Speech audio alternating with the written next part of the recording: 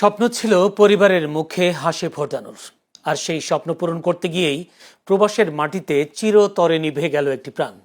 লিবিয়ার Benghazi detention সেন্টারে মৃত্যুবরণকারী মোহাম্মদ রিফাত হোসেনের মরদেহটি আজও পৌঁছায়নি তার প্রিয় জন্মভূমিতে। ফাইলবন্দি আমলাতান্ত্রিক জটিলতা আর বাজেটের অজুহাতে রিফাতের শেষ যাত্রাও কি আটকে থাকবে? কেন এই অমানবিক বিলম্ব? দেখুন ABM রব্বানী বাপ্পির প্রতিবেদন। ক্যামেরায় ছিলেন আজিজ।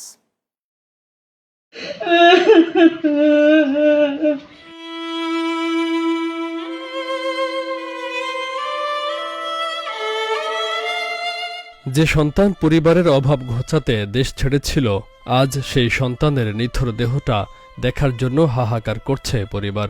কারণ লিবিয়ার বেনগাজি ডিটেনশন সেন্টারে মৃত্যুবরণকারী মোহাম্মদ রিফাত হোসেনের মরদেহটি আজও পৌঁছায়নি তার প্রিয় মাতৃভূমিতে।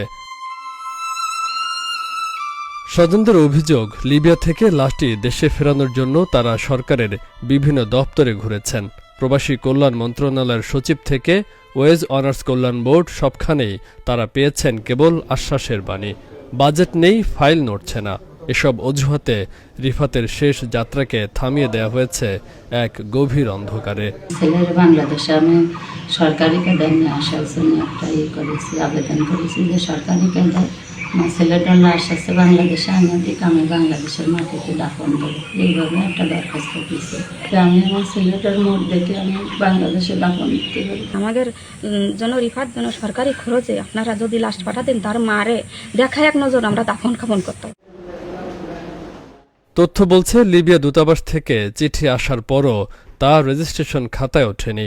এক দপ্তরের দায় অন্য দপ্তরের ওপর চাপানোর এই যে সংস্কৃতি, তা যেন এক রিফাতের পরিবারের জন্য অসহনীয় যন্ত্রণার কারণ। ওর কেউ নেই দুনিয়ায়, এক সন্তান ছিল, সন্তান তো মারা গেছে। এখন ওই জায়গাতে তার আনার মতন কোনো কায়দা নেই। যেভাবে হোক সরকারি কায়দায় আপনারা আনিয়ে দেওয়ার চেষ্টা করেন। মনিরা দেশে আনিয়ে দিত, ওই একটা মাইয়া নিয়ে কি এর খাবি, যেন আমার দেশে আসতে পারে, আমার দাফন কাফন দেবো। প্রবাসী কল্যাণ ও বৈদেশিক কর্মসংস্থান মন্ত্রণালয়ের জনসংযোগ কর্মকর্তা বলছেন, মরদেহ দেশে ফিরিয়ে আনার জন্য প্রয়োজনীয় অর্থ বরাদ্দ দিতে নতুন অর্থ বছরের বাজেটের অপেক্ষায় থাকতে হবে। অর্থ ছাড় না পাওয়া পর্যন্ত রিফাতের মরদেহ দেশে আনার প্রক্রিয়াও এগোবে না।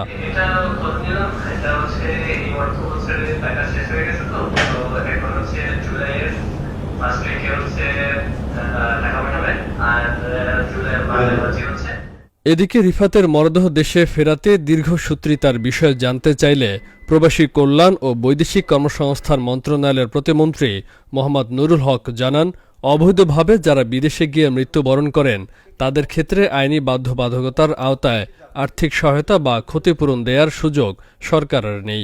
তবে মানবিক বিবেচনায় মৃত ব্যক্তির পরিবারের আবেদনের প্রেক্ষিতে সরকার নিজ খরচে মরদেহ দেশে ফিরিয়ে আনার ব্যবস্থা করে। যারা বৈধভাবে যায় কাগজপত্র, তারা একটা কল্যাণ ফি দিয়ে যায়, সেই টাকাই কিন্তু তাদেরকে আমরা সহায়তা করে থাকি। সো অবৈধভাবে তার তো আসলে ওই রকমের ফান্ড টান নাই।